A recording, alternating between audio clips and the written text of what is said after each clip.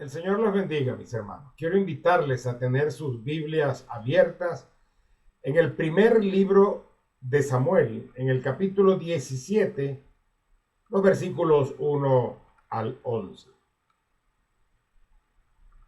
La Biblia, aparte de este texto, nos dice allá en Romanos 8:37 que somos más que vencedores por medio de Jesucristo.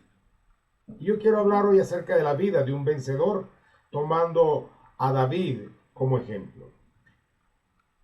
La vida nos ofrece desafíos que pueden parecernos insuperables. Hay gigantes que nos amenazan en nuestro transitar y que debemos derribar. Todos los cristianos enfrentamos algunas ocasiones circunstancias difíciles y llegamos a pensar que no hay salida para lo que queremos. Posiblemente así pensaron los apóstoles luego que nuestro Señor Jesucristo fue entregado por Judas el Iscariote y crucificado allá en la cruz del Calvario. Según el texto presentado, el pueblo de Israel enfrentaba una situación similar. El temor y el terror se apoderó del corazón de los hijos de Israel. ¿No es eso lo que nos pasa muchas veces cuando tenemos por delante desafíos que nos parecen imposibles de superar? Hay problemas en el matrimonio, hay problemas en la familia que pensamos que no podemos con ellos, que pensamos que eso no va a tener solución. Y los vemos como un gigante que se interpone en nuestra felicidad. En este momento de la vida del rey David, siendo él apenas muy joven, encontraremos algunas características que marcan, que definen la vida de un vencedor, de las cuales nosotros podemos aprender para poder ser vencedores en este mundo de maldad en el cual vivimos. Ellas son pureza, llenura del Espíritu Santo, valor, obediencia, confianza. En primer lugar, la primera característica de un vencedor es que debe tener un corazón puro delante de Dios. Yéndome al capítulo 16, varios versículos en este pasaje, trabajaremos.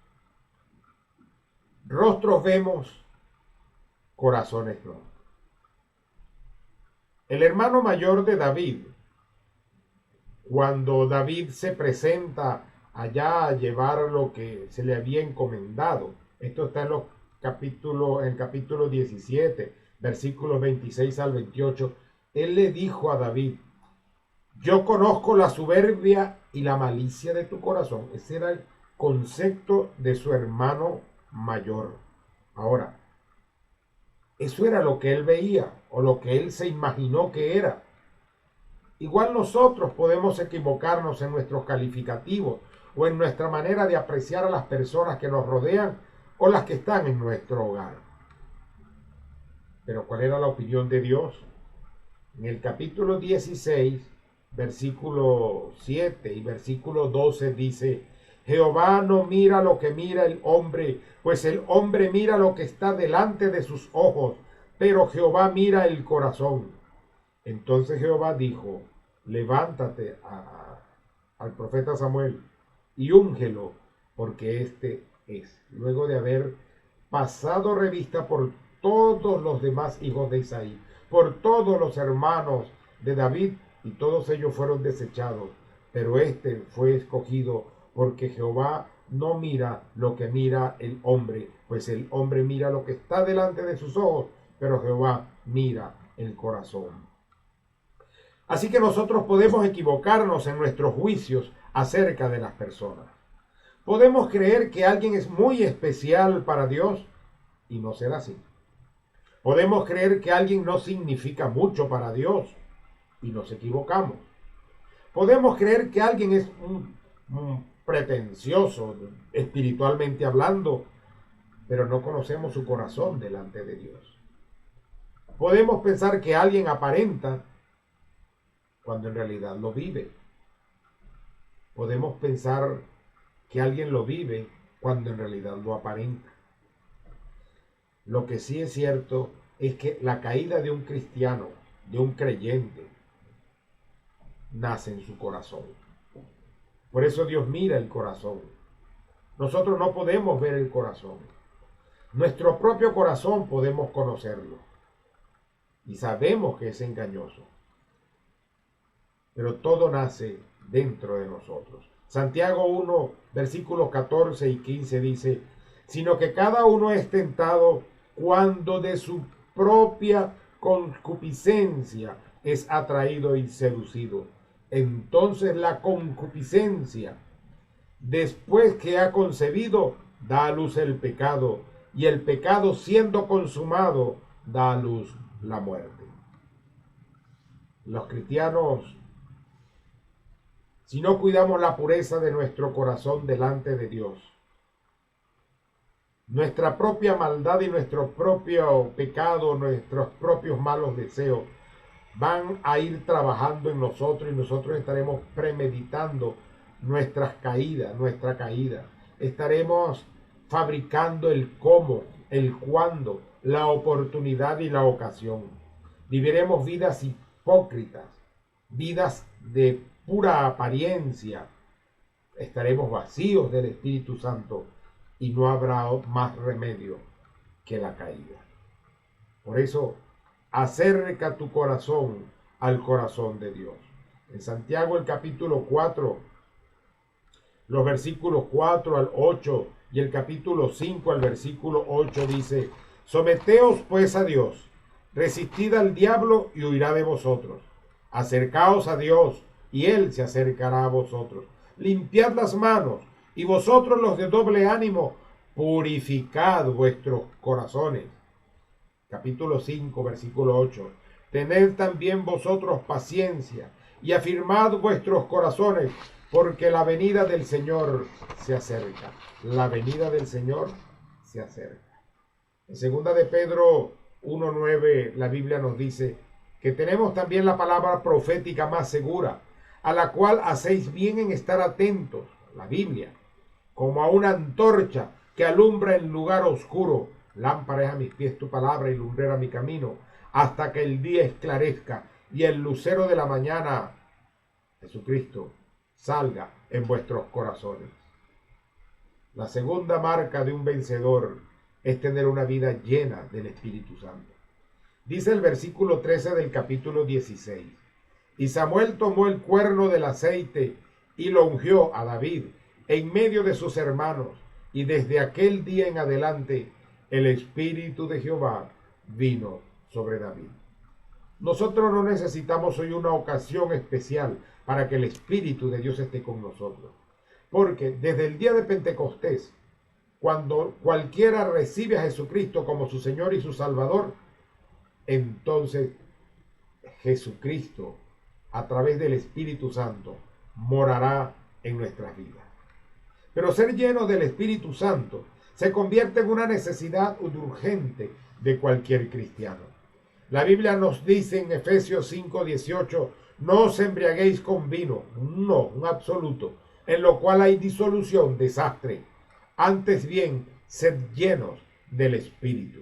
Pero en el capítulo 3, en los versículos 16 al 19 de Efesios 3, 16 al 19, nos habla de esa acción del Espíritu Santo en beneficio de nuestra vida, para que os dé, conforme a las riquezas de su gloria, el ser fortalecidos con poder en el hombre interior por su Espíritu, por el Espíritu Santo, para que habite Cristo por la fe en vuestros corazones, a fin de que, arraigados y cimentados en amor, seáis plenamente capaces de comprender con todos los santos cuál sea la anchura, la longitud, la profundidad y la altura, y de conocer el amor de Cristo que excede a todo conocimiento, para que seáis llenos de toda la plenitud de Dios.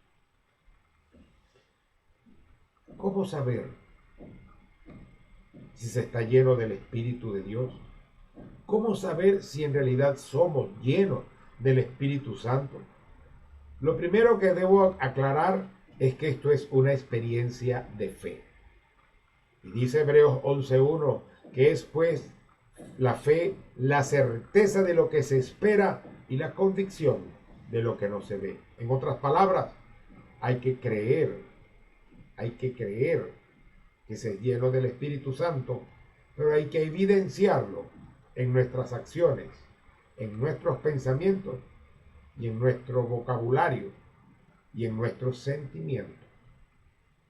Es una experiencia que se evidencia según Efesios 5, 18 al 21.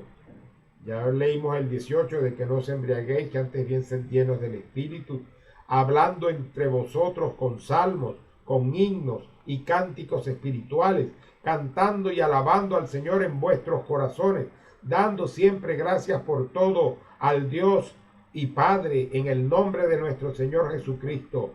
Someteos unos a otros en el temor de Dios. Es una experiencia que se va a evidenciar en nuestra conversación, hablando entre vosotros con salmos e himnos espirituales. Es una experiencia que se va a evidenciar en nuestra vida de adoración a nuestro Dios, cantando y alabando siempre al Señor. Pero es una experiencia que se va a evidenciar en nuestra gratitud a Dios, dando gracias siempre por todo al Dios y Padre.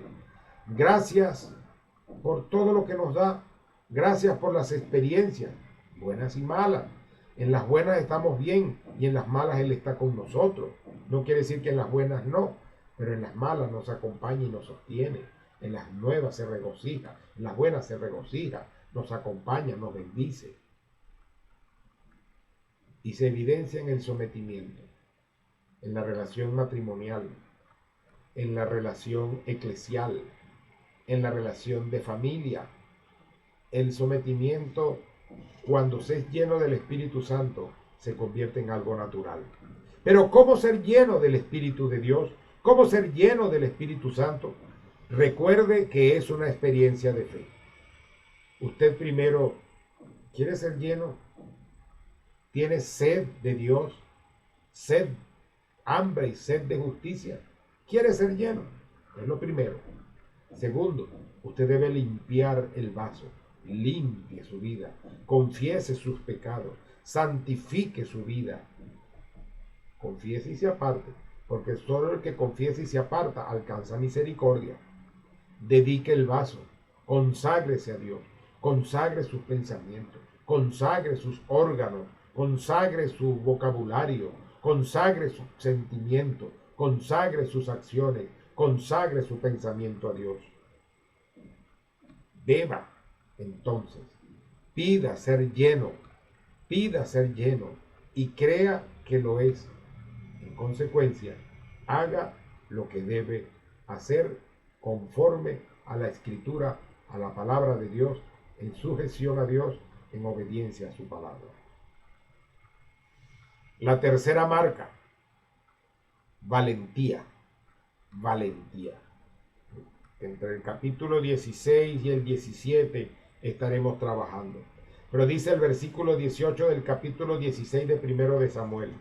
Entonces uno de los criados respondió diciendo: He aquí yo he visto a un hijo de Isaí de Belén que sabe tocar y es valiente y vigoroso, hombre de guerra, prudente en sus palabras y hermoso, y Jehová está con él.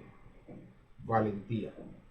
No debemos acobardarnos delante de los problemas y de las circunstancias difíciles. Ningún problema es mayor que Dios, y si Dios es con nosotros, ¿quién contra nosotros? Ningún problema puede superar nuestras propias capacidades cuando estamos acompañados de quien es nuestro sustentador, de quien es nuestro consolador y quien es nuestro Salvador. No debemos permitir que las circunstancias adversas nos destruyan. Isaías 41:10 dice: no temas porque yo estoy contigo, no desmayes porque yo soy tu Dios que te esfuerzo. Siempre te ayudaré y siempre te sustentaré con la diestra de mi justicia. Familia, matrimonio, ¿crees que el problema es muy grande? ¿Crees que las cosas ya van a un río de sangre, por decirlo así?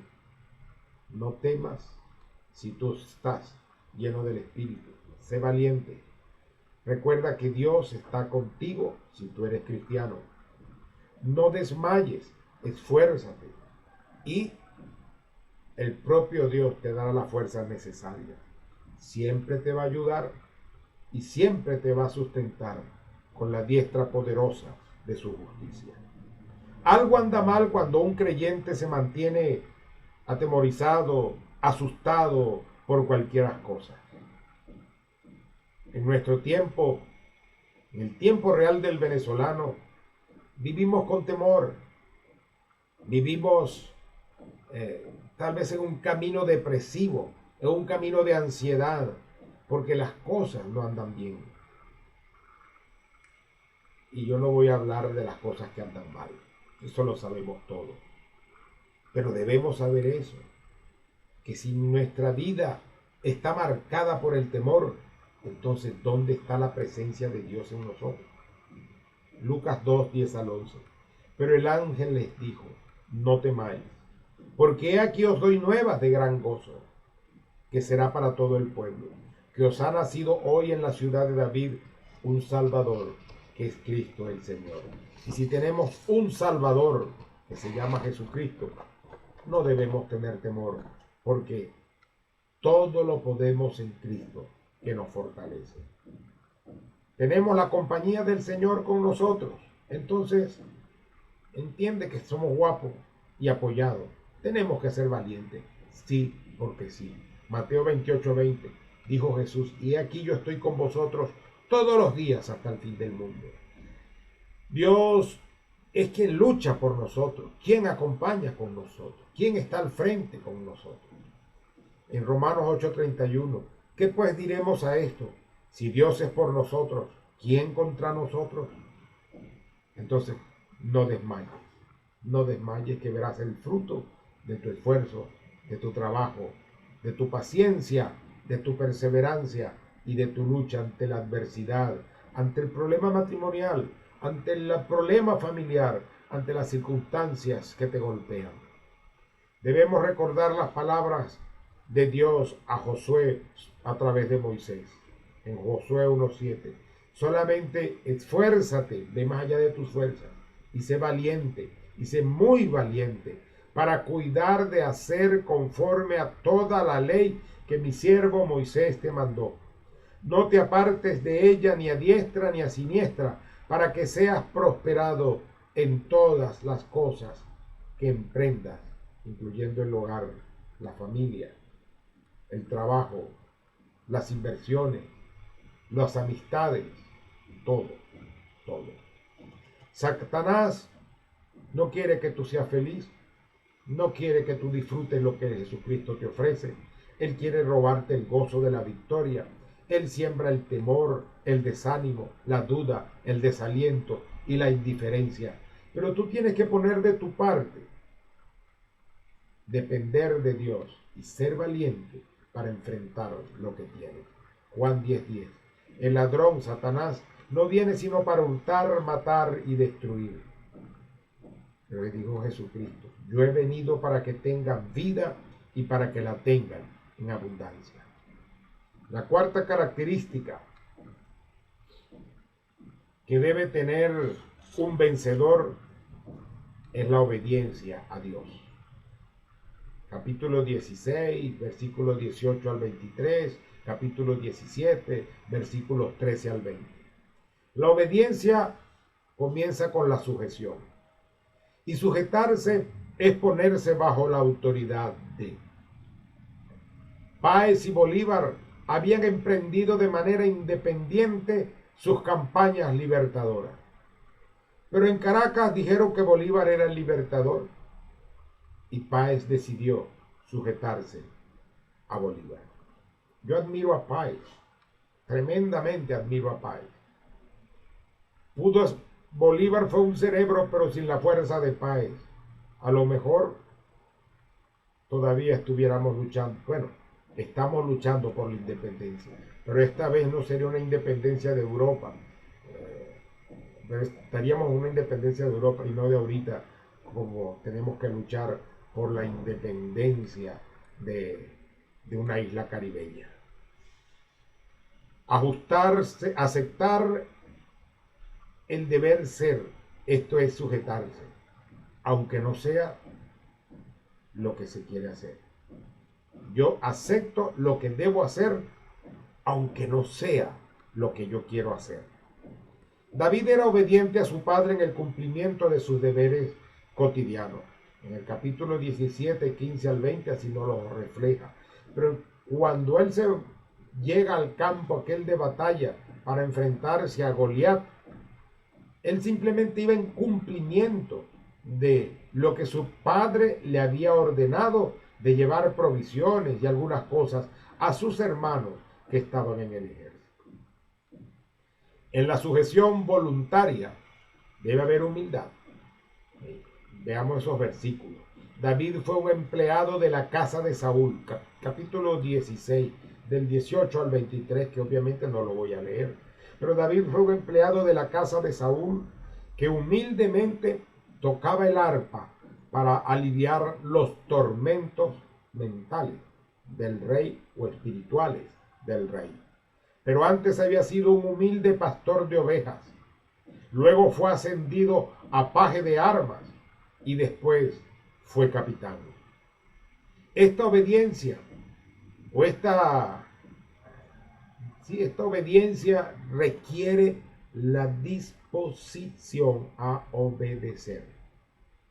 Hay quien puede decir, yo obedezco aquí, adelante, sí, todos creen que soy obediente, pero por detrás hago cualquier cosa contraria.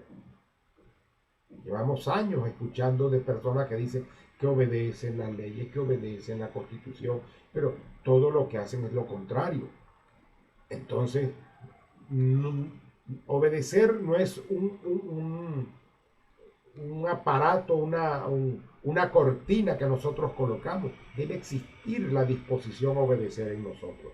Muchos decimos estar dispuestos a hacer grandes cosas para Dios, pero no nos disponemos a hacer las pequeñas cosas que Dios espera. Evaluemos nuestra fidelidad. Yo estoy aquí frente a esta cámara exponiendo la palabra de Dios con el mayor deseo de ser una bendición para tu vida, de ser una bendición para la iglesia. Pero a uno le queda el sinsabor de que a veces es la iglesia la que menos aprovecha el esfuerzo y uno tiene que bendecir a alguien, a otras personas, pero por esa otra persona vale la pena. Entonces, si tú no estás dispuesto a hacer las pequeñas cosas para Dios, no vas a hacer las grandes cosas que tú quieres hacer para Dios. Quien no sirve para obedecer, no sirve para mandar. O como dijo Teresa de Calcuta, creo, quien no vive para servir, no sirve para vivir. O como dice la Escritura, lo dijo el propio Señor Jesucristo, el que no es fiel en lo poco, no puede ser fiel en lo mucho. Lucas 16:10. El que es fiel en lo muy poco, también en lo más es fiel. Y el que en lo muy poco es injusto, también en lo más es injusto. El que es fiel en lo poco, el Señor lo va a bendecir con mayores cosas. Mateo 25:21. Y su Señor le dijo, bien, buen siervo y fiel, sobre poco has sido fiel, sobre mucho te pondré, entra en el gozo de tu Señor. La quinta característica de un vencedor es confiar en Dios, es confianza, pero no es confianza en uno mismo, no es confianza en que yo soy lo mejor de este mundo, es confianza en quién es el Señor del mundo, es confianza en quién es el Salvador, es confianza en quién dirige y quién gobierna este mundo, y eso es nuestro Dios. Capítulo 17 de 1 de Samuel, versículos 37 al 53. Dios no ha cambiado, Dios no ha cambiado. Dice Hebreos 13:8, Jesucristo es el mismo ayer, hoy y por los siglos. Es el mismo que libró a David de Goliat y que te ha auxiliado en algunos momentos de tu vida. En el capítulo 17, el versículo 37, añadió David, Jehová que me ha librado de las garras del león y de las garras del oso, él también me librará de la mano de este filisteo, del gigante Goliat. Y dijo Saúl a David, ve y Jehová esté contigo. Él tenía la confianza, él tuvo la fe y él avanzó en esa confianza y en esa fe. En Isaías 50, los versículos 2 al 3. ¿Acaso se ha acortado mi mano para no redimir? Dice Dios. ¿No hay en mí poder para librar? He aquí que con mi reprensión hago secar el mar, convierto los ríos en desierto, sus peces se pudren por falta de agua y mueren de sed. Visto de oscuridad los cielos y hago como silicio su cubierta. ¿En quién vamos a poner nuestra confianza? El confiar en Dios es un constante aprendizaje que nosotros debemos cultivar. No nacemos confiando, pero nos acercamos a Dios confiando, con fe, creyendo que le hay. Entonces debemos cultivar esa confianza, ese aprendizaje. Las pruebas en nuestras vidas, las pruebas, las luchas, las dificultades, tienen el propósito de desarrollar nuestra confianza en Dios. Digo el apóstol Pablo, allá en 2 Corintios, el capítulo 1, los versículos 9 al 10. Pero tuvimos en nosotros mismos sentencia de muerte, para que no confiásemos en nosotros mismos, sino en Dios. Para que no confiásemos en nosotros mismos, sino en Dios, que resucita a los muertos, el cual nos libró y nos libra, y en quien esperamos que aún nos librará de tan gran muerte. Para desarrollar nuestra confianza, hay que desarrollar nuestra paciencia. Debemos evitar a toda costa que nuestra confianza en Dios disminuya. Dice Hebreos capítulo 10, versículos 35 y 36. No perdáis pues vuestra confianza, que tiene grande galardón, porque os es necesaria la paciencia, para que habiendo hecho la voluntad de Dios, obtengáis la promesa. Debemos entender que Dios peleará por nosotros. En el capítulo 17, en los versículos 46 y 47, encontramos cosas como que esto: de Jehová es la batalla. Él le dice al gigante, Jehová te entregará en mis manos. Y entendemos en el Nuevo Testamento que si Dios es por nosotros, ¿quién contra nosotros? ¿Cuál fue el resultado del enfrentamiento de David con Goliat? David fue el vencedor. Y fue el vencedor porque él cultivó las características del vencedor.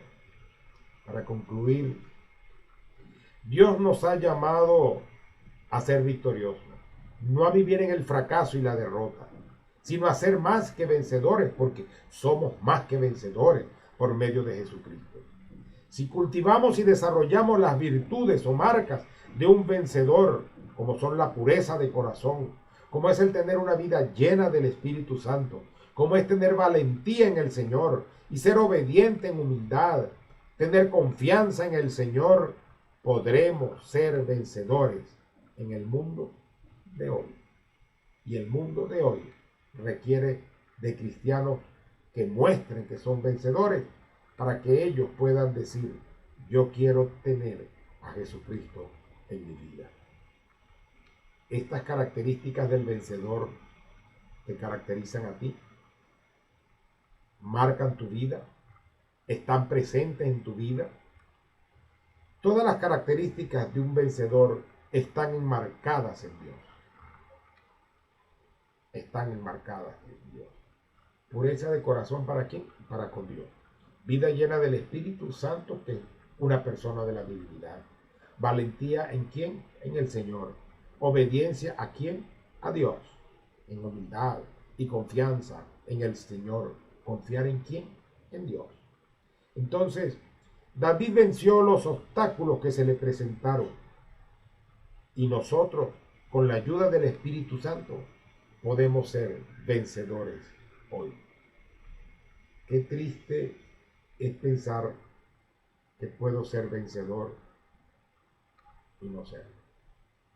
En uno de los grupos de WhatsApp de los que participo, alguien colocó la frase de una monja que luego la hacen santa, y ella decía, o la frase que citaba es: con el rosario nos salvaremos. Con el rosario. Mirad a mí, sed salvos todos los términos de la tierra. ¿A quién voy a mirar? ¿Al rosario o a Dios? Porque de tal manera amó Dios al mundo que ha dado a su Hijo unigénito, Juan 3:16, para que todo aquel que en Él cree, ¿en quién? En Jesucristo, para que todo aquel que en Él cree no se pierda, mas tenga vida eterna. ¿Cómo puede ser salvo? Con Jesucristo. Mas Dios muestra su amor para con nosotros, en que siendo pecadores, Cristo murió por nosotros. Porque Jesús dijo: yo soy el camino, y soy la verdad, y la vida, y nadie viene al Padre sino por mí. ¿Cómo vas a ir al Padre? ¿Con el rosario o con Cristo? Qué triste es que tengamos creencias equivocadas y en lugar de ir a la fuente, a nuestro Dios, a su palabra, estemos por escrito por lo que dijo, por lo que aquel, y nos apartamos en realidad de Dios. Así que hoy te invito a aceptar el reto de vivir una vida cristiana victoriosa. Te invito, amigo que me escuchas, si tú no has entregado tu vida a Jesucristo, te invito a recibir a Jesucristo en tu vida para que puedas experimentar la vida de alguien que es más que vencedor en Jesucristo. Porque solamente en Jesucristo podemos ser más que vencedores. Dale tu vida a Jesucristo. Dile: yo confieso que soy pecador. Reconoce que tienes tus pecados. Confiésalos al Señor. Pídele perdón. Pero apártate de ellos. Porque tú no haces nada con decirle: Señor, perdóname porque yo me echo el palito, pero termino de orar y voy a echarme uno. Nada haces con decirle: Señor, perdóname porque soy adúltero. Y entonces sigues en el adulterio. No, tú tienes que apartarte completamente de ello y decirle a Jesús: entra a mi vida, transforma mi vida, hazme la persona que tú quieres que yo sea. Y Jesucristo transformará tu vida, y al Él estar en tu vida te hará más que vencedor, con la capacidad para vencer en los obstáculos y las dificultades de esta vida. Mi hermano creyente en la fe, te invito a aceptar el reto de vivir una vida cristiana victoriosa. Dios nos bendiga. Gracias, oh Dios, por este tiempo. Gracias por hablar a nuestras vidas. Ahora pedimos, Señor, que esta palabra que ha sido expuesta se anide en los corazones de quienes la escuchen, que la puedan internalizar para ser más que vencedores en Cristo y mostrar en sus vidas las características de un vencedor. Y en Cristo Jesús te lo pedimos y damos gracias. Amén y amén.